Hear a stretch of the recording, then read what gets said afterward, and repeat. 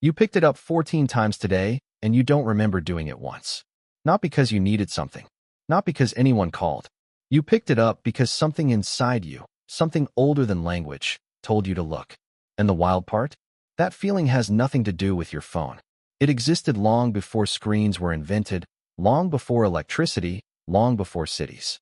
It has been inside every human who ever lived. Your phone didn't create the urge. It just found it. This is the story of why your brain can't leave things alone. Your ancestors lived in a world that was trying to kill them. Every single day, the savannah was a place where a single missed cue could end your life. A rustling in the grass. A silence where birds used to be. A smell you hadn't noticed before. Missing these signals wasn't just inconvenient. It was fatal. So your brain evolved a system. A constant, low-level scanning process running in the background at all times, asking one question over and over. Did something change? Neuroscientists call this the orienting response. It was first described in 1927 by Ivan Pavlov, the same researcher famous for his work with dogs and bells. He noticed that animals, including humans, automatically shift their attention toward any new or unexpected stimulus in the environment. Not because they choose to, because the brain demands it. The orienting response is involuntary. Your pupils dilate. Your heart rate briefly drops. The muscles in your neck and shoulders turn toward the source. All of this happens before your conscious mind even registers what's happening. Your body has already reacted before you knew there was anything to react to. For your ancestors, this was life-saving software. For you, sitting in a chair with a glowing rectangle on your desk, it is the reason you just checked your notifications without meaning to. But the orienting response is only half the story. The other half lives deeper. It runs on a chemical called dopamine. And almost everything you think you know about dopamine is wrong. Dopamine is not the pleasure chemical. That is one of the most widespread misconceptions in popular neuroscience. Dopamine is the anticipation chemical. It is released not when you get something good, but when you expect something good might be coming. Researcher Kent Berridge at the University of Michigan spent years untangling this distinction. He separated what he called wanting from liking, two systems that feel identical from the inside, but are driven by entirely different brain circuits. Dopamine drives the wanting, the craving, the compulsion to seek.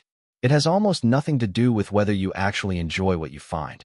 This is why you can spend 45 minutes scrolling and feel worse at the end than you did at the start. The dopamine was never about the content. It was about the search. Your phone gives your brain what researchers call a variable reward schedule.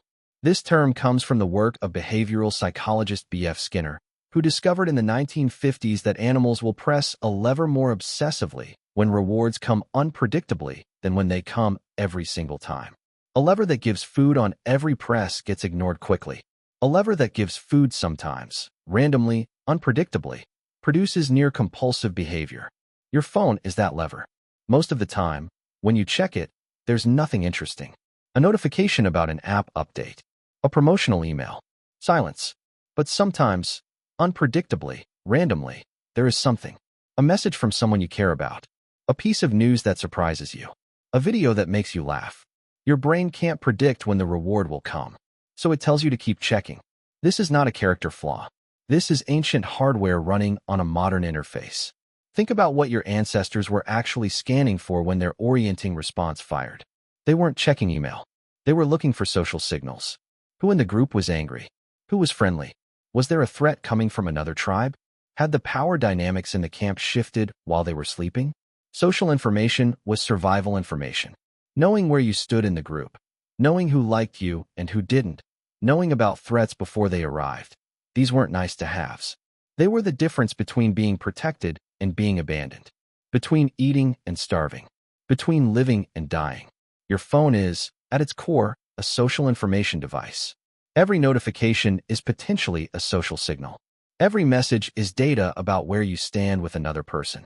Every like, every comment, every reply. Your brain processes these the same way it would have processed a nod from a tribe elder 200,000 years ago, as information about your status, your safety, your belonging.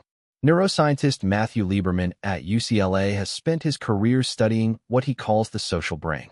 In his research, he found that the default mode network, the part of your brain that activates when you're not doing anything in particular, is deeply oriented toward social thought. When your mind wanders, it wanders toward people, toward relationships, toward what others think of you. This is not random. This is the brain doing exactly what it evolved to do. Maintain social awareness at all times, even at rest. Your phone slots directly into this system. It doesn't feel like distraction. It feels like necessity. And here's where it gets stranger. Here's where the ancient software starts to malfunction. The human brain evolved to process social information from a small group, 30 to 150 people, roughly. This is what anthropologist Robin Dunbar calculated as the maximum number of social relationships your brain can realistically manage, a figure now known as Dunbar's number. Within that group, you knew everyone. You understood the history. You could read the context. You had enough information to make sense of signals. Your phone delivers social signals from hundreds or thousands of sources simultaneously. News, strangers, celebrities, brands, distant acquaintances, close friends, all flooding the same channel at the same time, all triggering the same ancient scanning system. But the system wasn't built for this. It has no way to filter or deprioritize. It treats every signal as potentially important because, for almost all of human history, every social signal was potentially important. So your brain rings the alarm for a stranger's post the same way it would have rung the alarm for your closest friend. It flags a threatening news headline the same way it would have flagged a predator in the brush. It cannot distinguish scale. It cannot tell you that the person who insulted you online is on the other side of the world, has no power over your life, and will never interact with you again. To your nervous system, social threat is social threat. Full stop. This is why doom scrolling feels so bad and is so hard to stop. You are not weak. You are not undisciplined. You are running a survival program that cannot tell the difference between a tiger and a tweet. The researchers who designed the earliest versions of social media platforms knew this, at least partially. Sean Parker, one of Facebook's founding presidents, said in a 2017 interview that the platform was deliberately built to exploit a vulnerability in human psychology. The goal, in his words, was to consume as much of your time and conscious attention as possible. Every like, every comment notification, every red badge. These were intentional triggers designed to fit perfectly into the existing grooves of your brain's reward system. They didn't build the vulnerability. The vulnerability was already there. They just found it. So what do you do with this? Knowing the mechanism doesn't automatically break the mechanism. Your brain will still fire the orienting response when your screen lights up. Dopamine will still cue the seeking. The social brain will still treat every notification as potentially vital data. But something shifts when you understand what is actually happening. The urge stops feeling like a choice and starts looking like a circuit. And circuits can be managed, even when they can't be switched off. The simplest intervention researchers have found is not willpower. Willpower is finite and depletes under stress. Exactly the conditions under which you're most likely to mindlessly reach for your phone. The more effective approach is environmental design. If the phone is not in your hand, the orienting response has nothing to respond to. If the notifications are silent, the variable reward lever isn't being pulled. You're not fighting your ancient brain. You're just moving the lever out of reach. Some people find that scheduled check-ins work, deciding in advance that you will look at your phone at specific times, rather than reacting every time the system pings. This partially recreates the structure your ancestors had, where social information arrived in natural intervals rather than in a continuous flood. Morning around the fire, evening in camp, not every 4 minutes. Others find it useful to replace the seek behavior with something that satisfies the same underlying drive. Physical movement, a conversation with a real person nearby, a moment of genuine observation of the environment around you. These are not substitutes in the sense of being lesser versions. For most of human history, these were the actual thing. The phone is the substitute. What is certain is this: the urge you feel is not new. It is not a modern weakness. It is not a sign of something broken in you.